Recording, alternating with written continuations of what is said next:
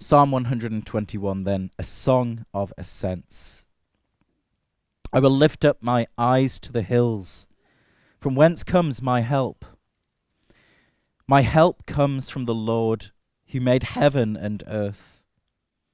He will not allow your foot to be moved.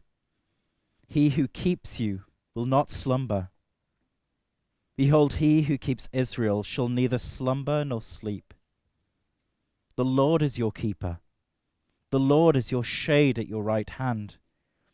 The sun shall not strike you by day, nor the moon by night. The Lord shall preserve you from all evil. He shall preserve your soul.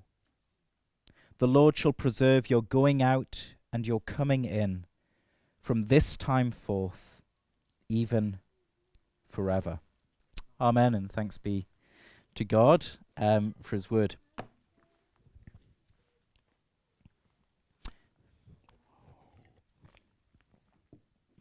It feels good to know that somebody has got your back, that no matter what happens, they will be there to help you.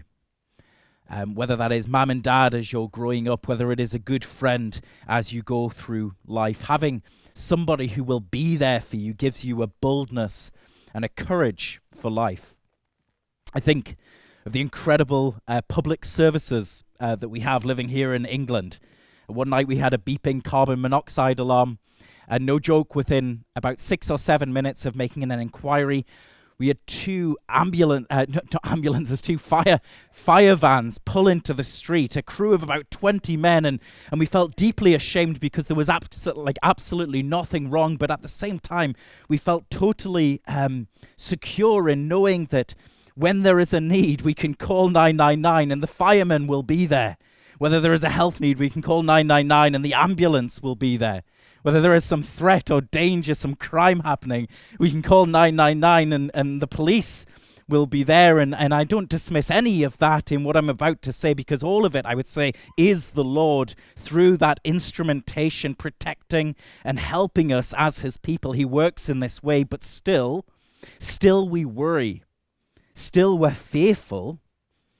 And the reason being that the services that we know of, the people in our lives are limited, and the threats that face us are real.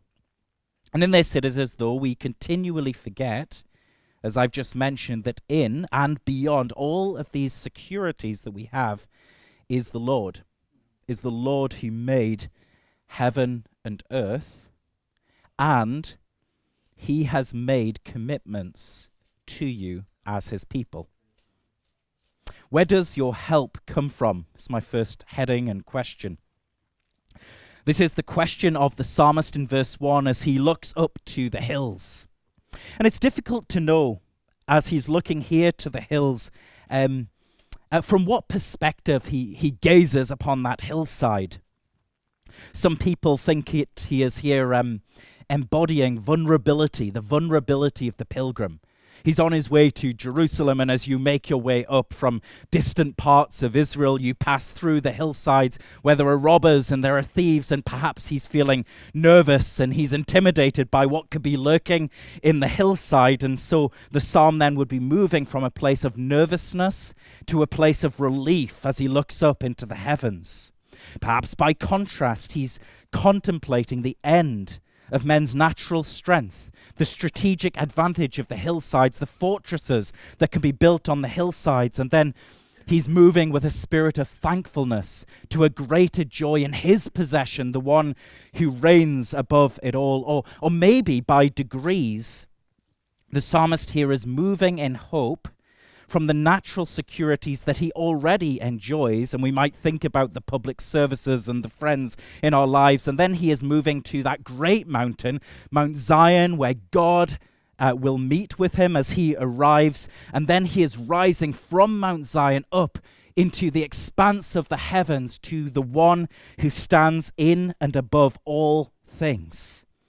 I don't know which of the three it is, and maybe you could come up with some other options too. There's nothing in the text that would tell us, but here's the thing, it really doesn't matter. Because either way, whether the psalmist is moving from a place of insecurity or thankfulness or hopefulness, the outcome is the same. His heart swells with the overwhelming thought that his help doesn't stop with and isn't limited by what is seen and known with the senses. But instead it is found, as he says in verse 2, in the Lord who made the expanse of the heavens. A Lord who is bigger and greater and more glorious and more permanent and more powerful and more brilliant than the stars and the constellations and the sun and the moon and the planets and the cloudy galaxies that he can see as he looks up into the night sky. And what a claim this is to make. Some people might feel confident, right, in knowing that the police will be there at the end of a phone call. Some people might feel confident being out on a dark night with a big and strong and muscular man. Some people might feel confident when they lock their door at night and they are behind bricks and mortar.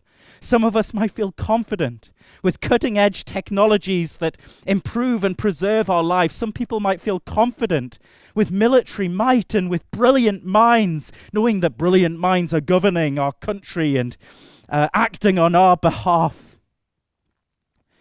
And yet when you look up on a clear night at the heavens and you see the breathtaking scale and the beauty of it all, and you think of the Lord of the heavens, well, that then dwarfs everything else.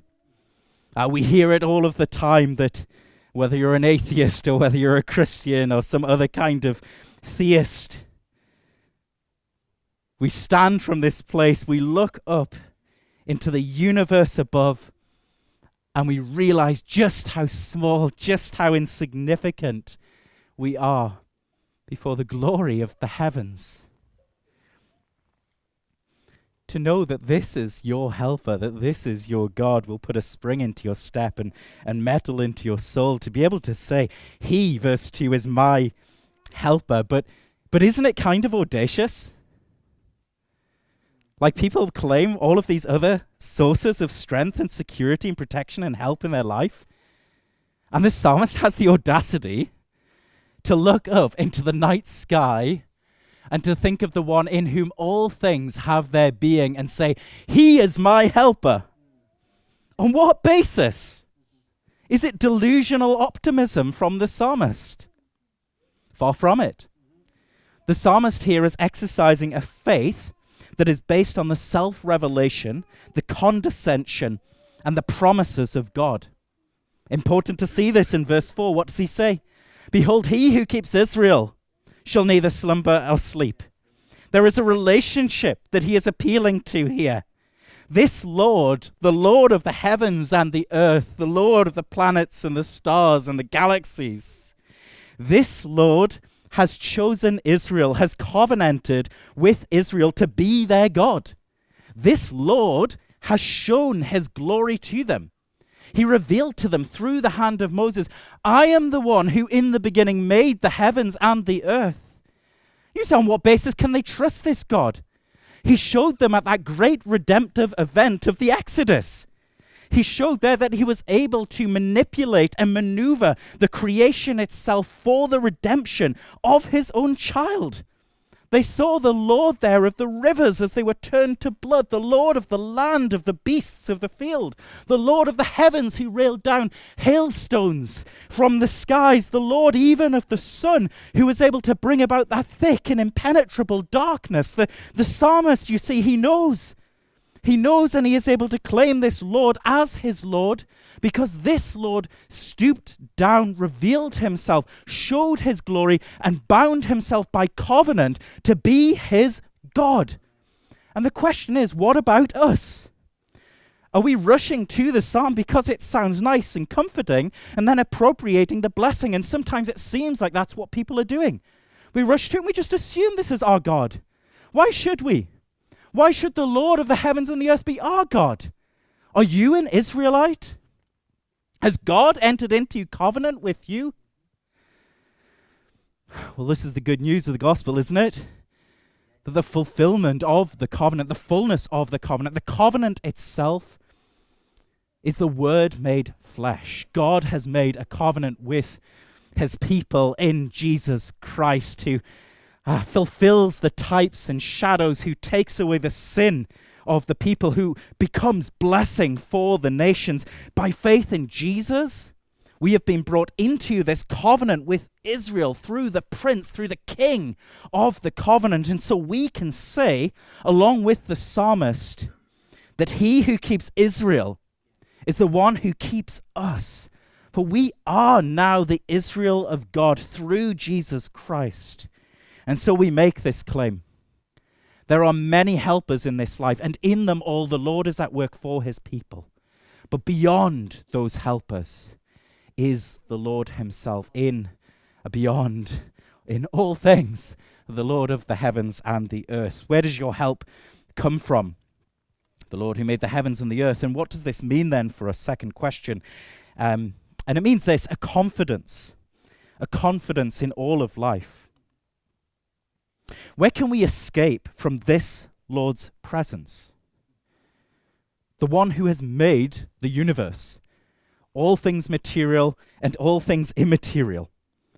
Can anything escape the presence and the knowledge of the Lord? Everything has its being in him. In him we live and move and we have our being. Everything is always before him. You can look up from any part of the earth and you can see the heavens, because the heavens and the earth are contained by God as he looks down, as he looks at all of time, as he looks at all of the lives of men and women, your lives. He sees all of it. It is ever present before him. St. Augustine talks about it as a psalm. He says that all of life, from beginning to end, the beginning of creation to the great consummation, with every single minute detail in between, is like one single psalm before the Lord. He sees it all. He sees everything, meaning that absolutely nothing here catches him by surprise. And this Lord can never be wearied, as all things depend on him. We understand that he depends on nothing. He is truly independent. Everything else is dependent on him and by various other instrumental causes along the way. But God depends on absolutely nothing. He does not need to eat or drink. He does not grow. He does not become.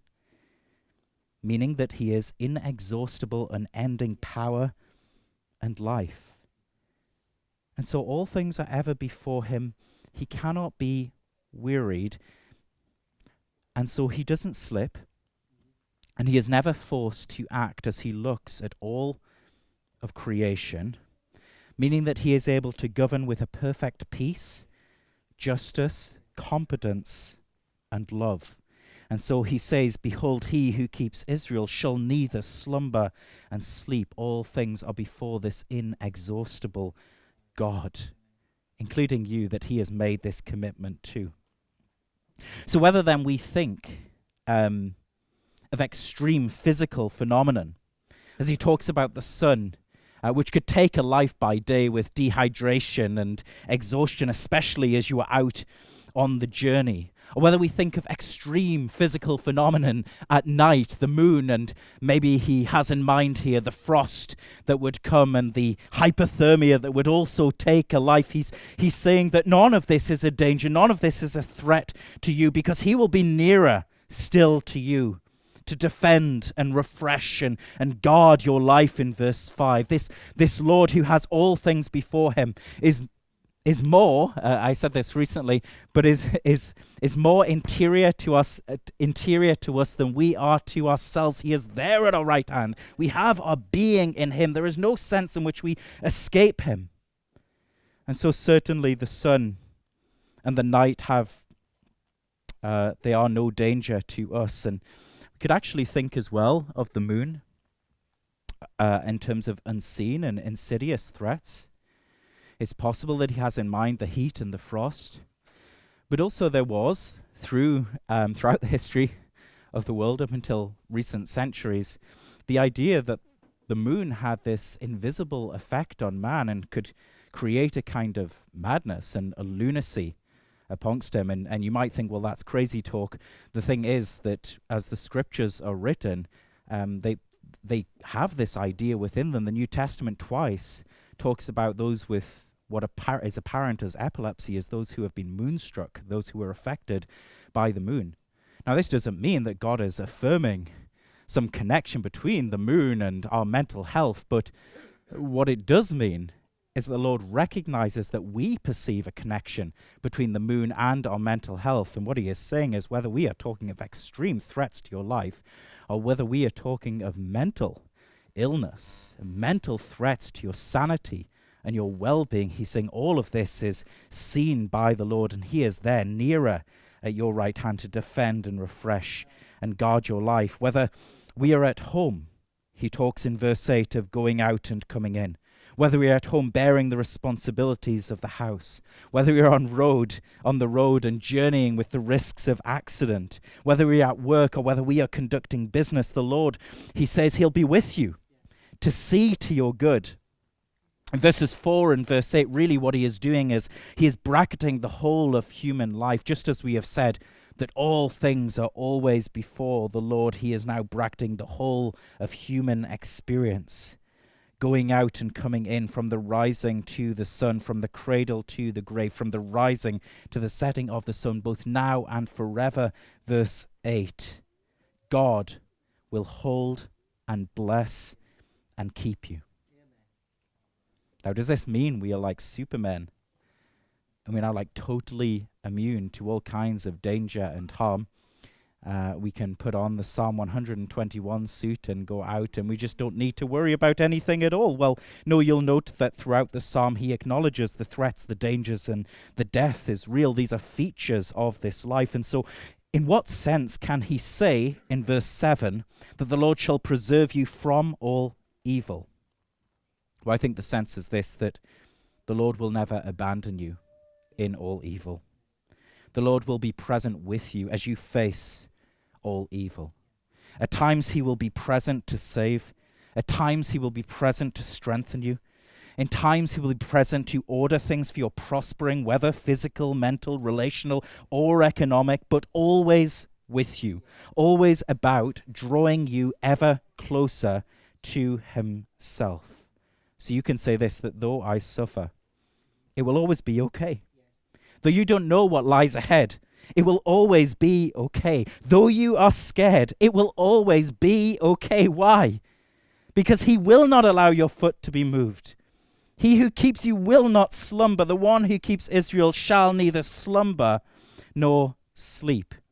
The Lord is with us in all of life, from the very beginning to the very end of our life, and he will see to our deliverance, preserving and keeping and guarding and directing and drawing us to himself until we are set before him and we behold the face of the one who made the heavens and the earth.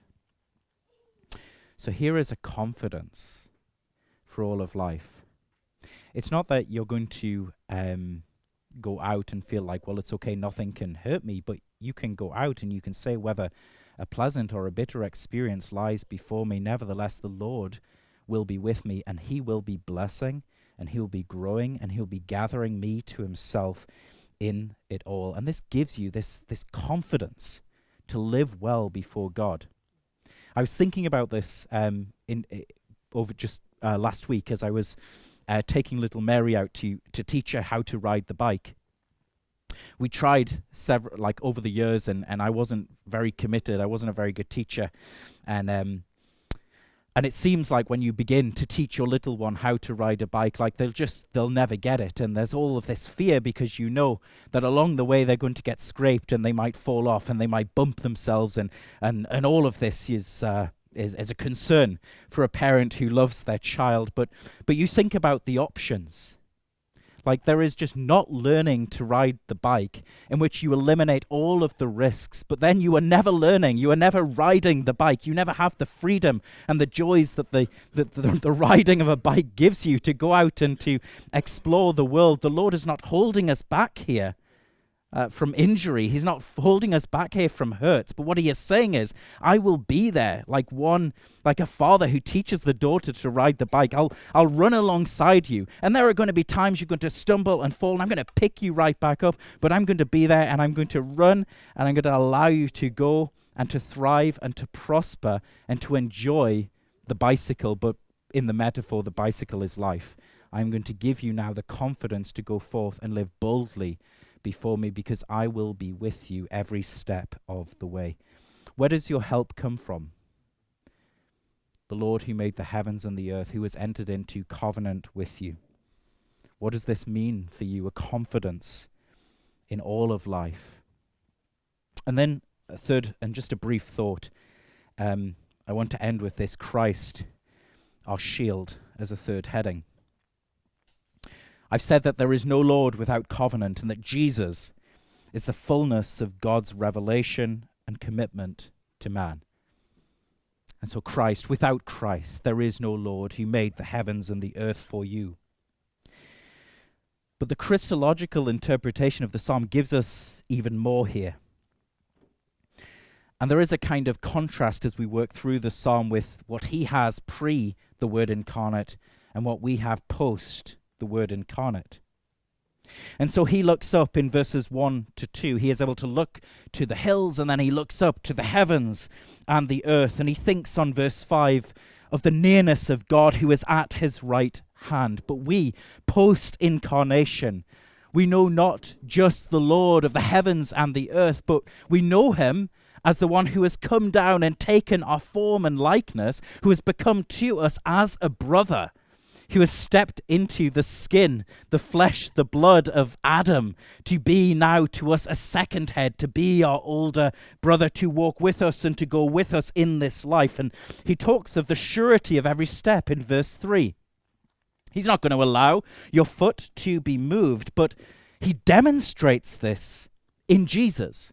He demonstrates the certainty of every single step with God in Christ, from his conception, in which Christ is present, from Christ's birth, from his infancy, from his childhood, from his youth, from his adulthood, through the heat of the day and the frost of the night, through suffering, exhaustion, hunger and thirst and injury and heartbreak and death.